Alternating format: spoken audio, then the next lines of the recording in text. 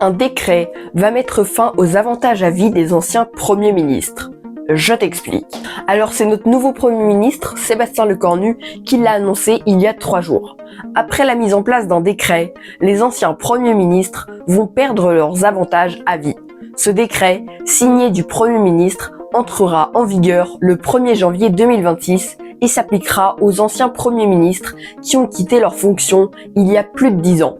Alors les concernés sont Manuel Valls, parti le 6 décembre 2016, Jean-Marc Hariot, le 31 mars 2014, François Fillon le 15 mai 2012 ou encore Dominique de Villepin le 17 mai 2007.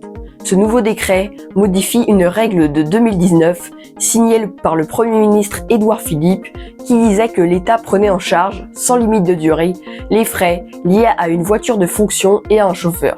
Mais cet avantage ne s'applique pas aux anciens premiers ministres qui ont déjà une voiture de fonction dans le cadre d'un mandat politique ou d'une fonction publique. Mais le nouveau décret ne change rien à la règle en vigueur depuis 2019. Les anciens premiers ministres peuvent toujours, s'ils le demandent, bénéficier d'un agent pour leur secrétariat personnel, mais seulement pendant 10 ans après la fin de leur fonction, et au plus tard, jusqu'à 67 ans.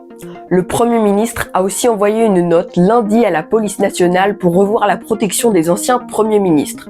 Ils pourront en profiter pendant 3 ans après la fin de leur fonction. Cela pourra être renouvelé après une évaluation de sécurité.